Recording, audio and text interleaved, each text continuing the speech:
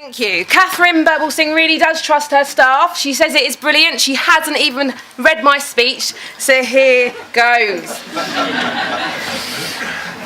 Unbeknown to me, prior to joining Mikayla, I was a progressively minded teacher. Rather than tell pupils facts, I would prefer to suggest, tease and even perplex in order to get them to discover knowledge. Often, I'd give in. I'd tell them the answer to a question that I had never taught them. It might seem preposterous to an outsider, but all of the teachings from my initial teacher training had made me feel guilty about telling pupils facts. I felt guilty about teaching. That was not my job. My job was as a facilitator of learning. I was to facilitate pupils in discovering the world around them. Did it work? Did it help? Just tell them.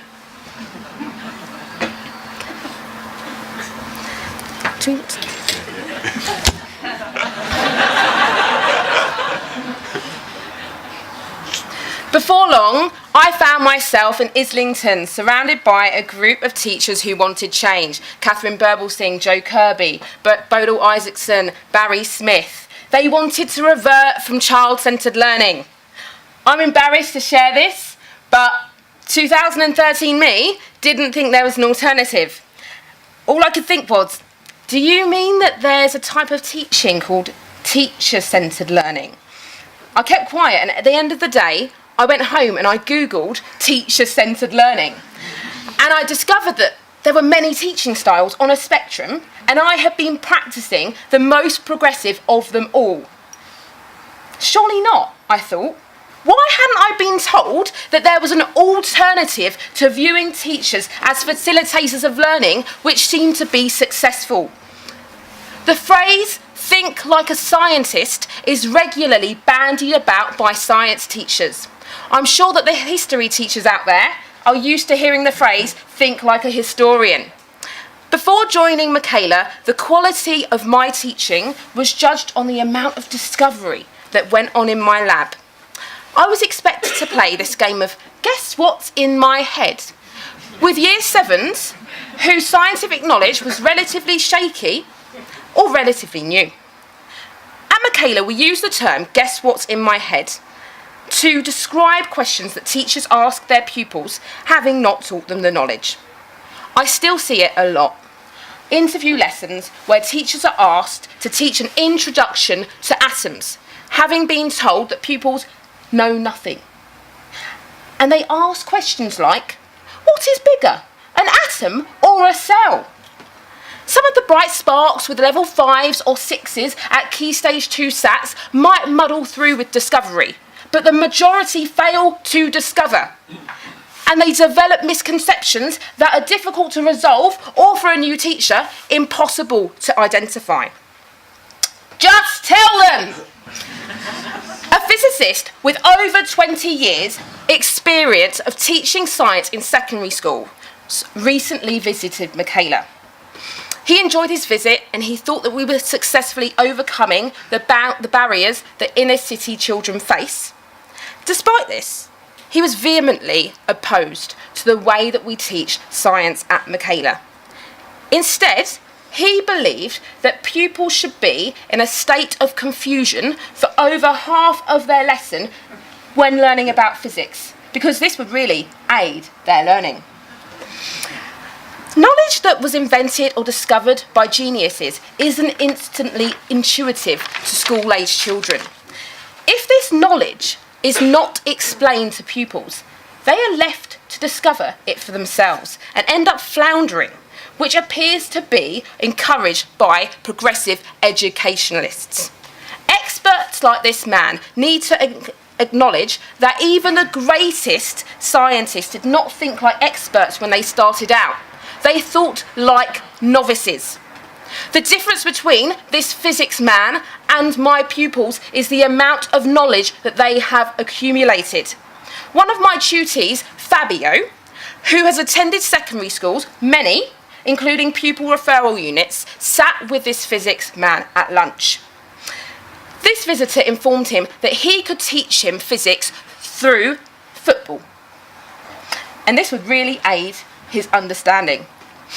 The idea that we should be treating our pupils as mini scientists or teaching them physics through football is patronising.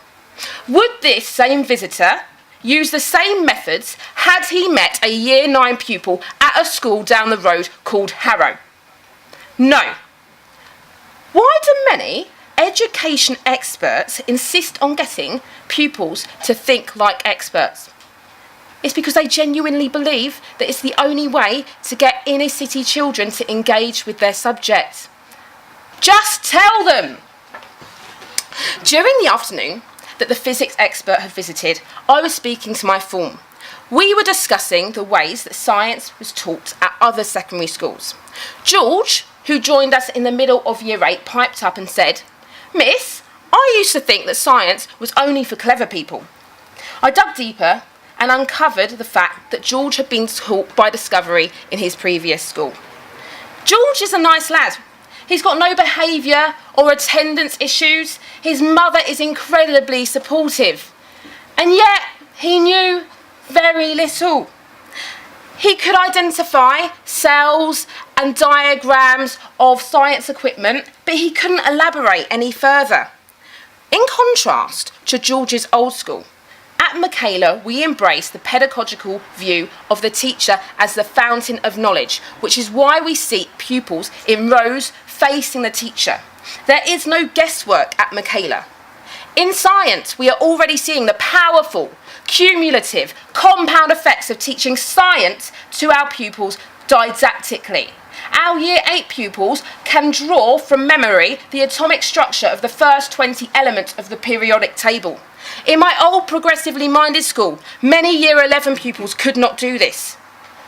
When I first met Talia in Year 7, the first thing she asked me is, "Miss, will we be making rockets in science?" And my answer was, "No, Talia. You will be learning incredible scientific knowledge and lots of it. If you are interested in making rockets, that is what will get you to the best universities in the world to study space science or engineering, not making rockets." Us educators need to think about the opportunity costs of not telling pupils facts. To break the glass ceiling that many inner city children face, we need to stop with those of mice and men storyboards, the Who Wants to Be a Millionaire plenaries, the embryonic screening role plays. Just tell pupils what they need to know. Yes, to pass GCSEs, A-levels, and to get into the world's best universities, but so much more than that. Knowledge is powerful. It is knowing so much that will enable the Georges and the Fabios to confront their fixed mindsets and to become really, really confident young people. If you are still unconvinced and think that pupils should learn physics through football or making rockets, hang on in there. There is nothing just about telling pupils facts. No, it's not boring, not even slightly. I am didactically telling you about the pedagogy of instruction, and nobody has drifted off yet. While didactic teaching is now second nature to me and my colleagues, there are many who consider such traditional methods to be the preserve of old, crusty, fuddy-duddy, pullover, patch-wearing teachers who work at public schools, who really might drill and kill. But in fact, didactic teaching can result in children who are impassioned by your subject. Cassie, a science teacher who joined us this September, wasn't particularly engaged in the education debate prior to joining Michaela. At interview, I asked her to teach an introduction to atoms to a Year 7 class full of larger-than-life characters. She was pre-warned that pupils would have no knowledge of atoms and not to jazz her lesson up. Cassie taught her lesson didactically. At the end, many hands were raised. Questions such as, do atoms flow Or, if I cut myself, would atoms flow out of my blood? Were directed at Cassie. For Cassie, the penny dropped. She realised that teaching knowledge explicitly, as opposed to letting children guess, was far superior. Cassie had heard that didactic teaching was dull, but she was surprised by how engaged the pupils were and how imparting knowledge explicitly enabled pupils to think really hard about what was being taught. Just tell them! Who here has heard of the chalk cycle?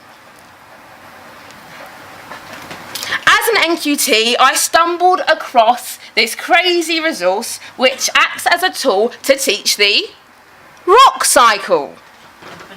One evening, in an attempt to bring my subject to life, I perused the confectionery aisle of Sainsbury's. Which chocolate will best resemble igneous rock, I wondered. Crunchy. And I then looked for a marble effect chocolate. I wanted a sedimentary rock. On getting home, I looked for the grater and I perfected my PowerPoint in true teacher style. Had I prepared what I planned to tell my pupils? Well, let's face it, my hands were literally full.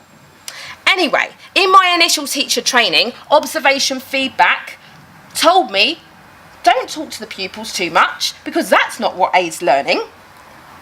The lesson was a disaster. Pupils gathered around my teacher desk, 3 pupils thick, having taught a short introduction to the rock cycle, delivered through whizzy, outdated PowerPoints. I am playing a game of guess what's in my head. I am heating up the crunchy, igneous rock, with a Bunsen burner, attempting to demonstrate the formation of metamorphic rock. I'm attempting to eyeball Danny, who's nudging Matilda, and I ask, what is this process called? The answer I want is melting, but they don't know that, so very few hands are raised. I give in. I tell them it's melting. There are a few, until Ishmael shouts out and says, Miss, can we eat the chocolate after? I am scarred from the event, if I am honest. However, I invited a science teacher friend to come and visit Mikayla, and her parting wisdom was, I couldn't teach here because I'd still want to teach the chalk cycle. For many teachers, the chalk cycle, making poo, yes, making poo, and card sorts are essential parts of the teacher toolkit. I wanted out. As much as I dreamed of being a Blue Peter presenter as a child and adult, I realised that my job as a teacher was, well, to teach. I am not an entertainer. We are not entertainers. Well, apart from the Barry Smiths out there. Thank you, miss. Just tell them! Telling pupils didactically just works. I've told you about the teacher training institutions and experts who advocate the exact opposite.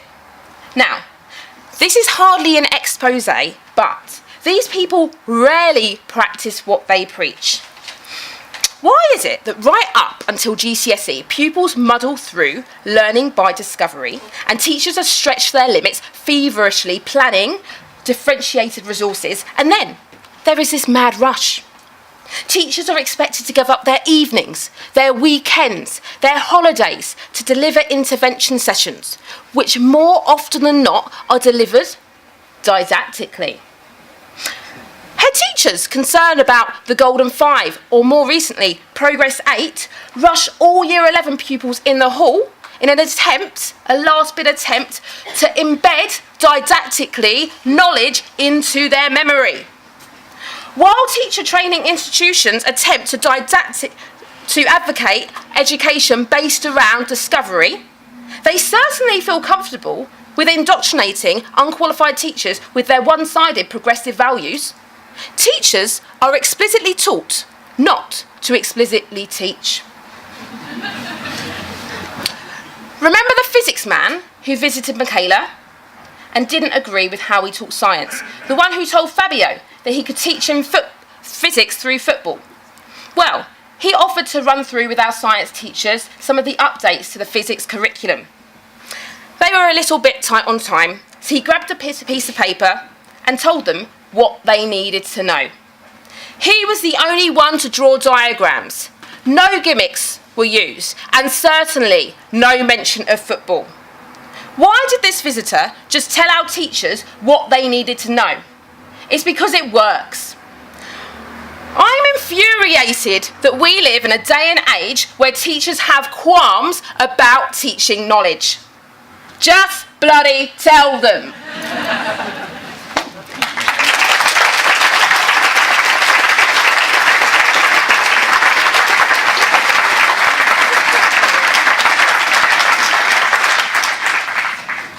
Okay, from Vanessa, tell them what they need to know. How do you ensure they retain and remember? Okay, what I will say is my chapter in the book is about drill and didactic teaching, but the title of this speech was just tell 'em. And the way that we embed knowledge is through drill.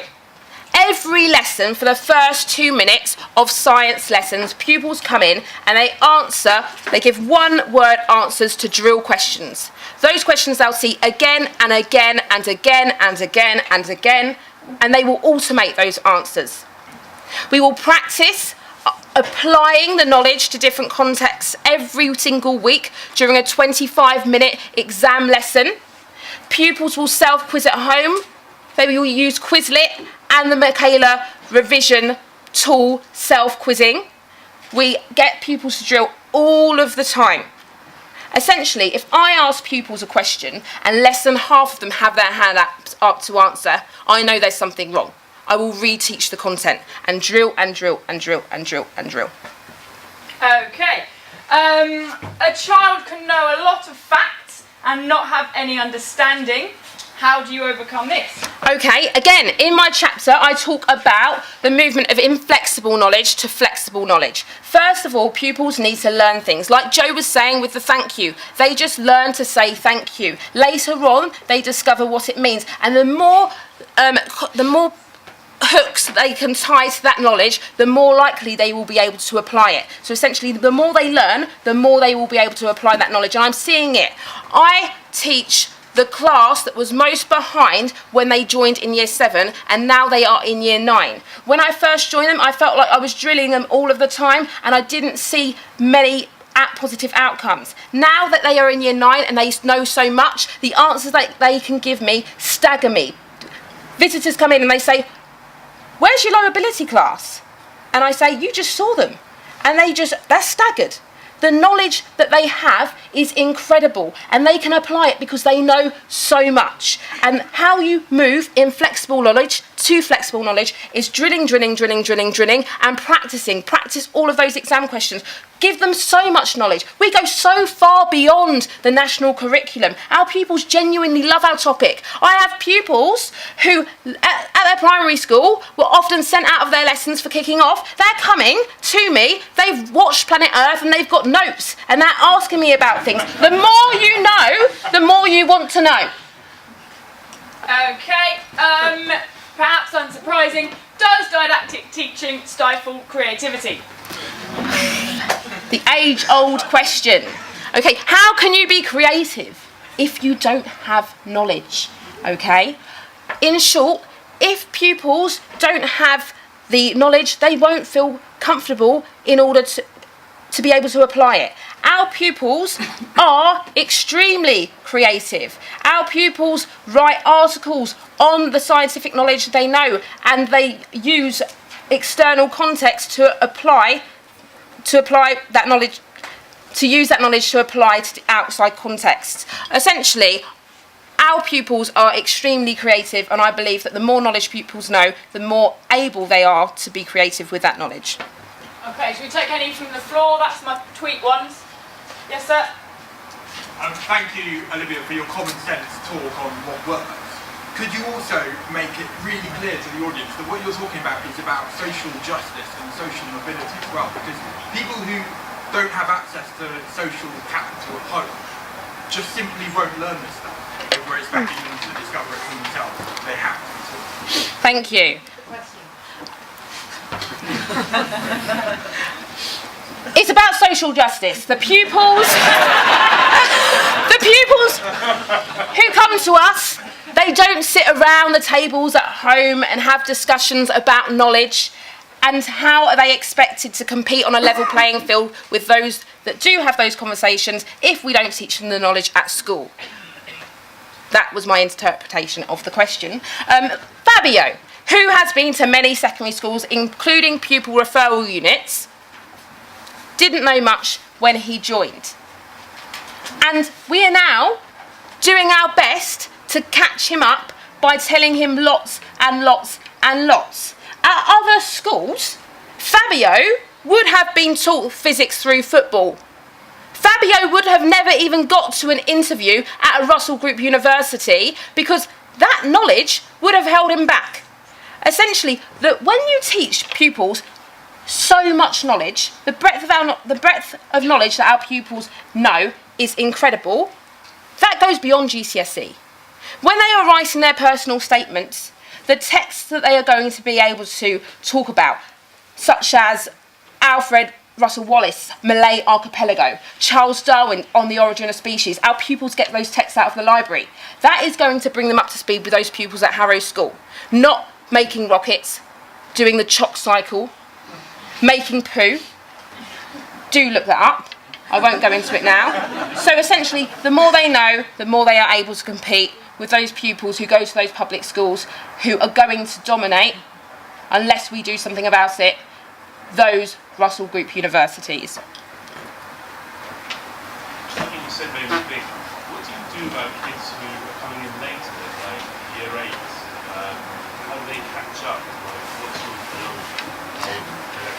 That's a really good question. So what do we do about those pupils who join Mikayla late? So they've missed out on lots of knowledge that we've already taught. It is a tricky one. We have lots of knowledge organisers, which is a way that we put definitions from every unit onto just one A4 page, so it's really concise. So we will give those out to the pupils, which will help hopefully bring them up to speed, and we might get them after school, run through some topics, but essentially they've also got to work really hard. We believe in taking responsibility at Mikayla, and we sit pupils down and tell them that if you want to succeed, you need to put the work in. So we'll give them the knowledge organisers, we'll teach them how to self-quiz, they need to go home and self-quiz. It's as simple as that. No, it's the one on the ballrooms. Oh. Wow.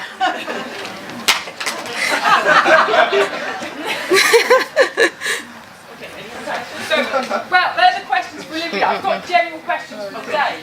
Okay. You want to talk about those? All right. Join me in thanking Olivia. Thank you.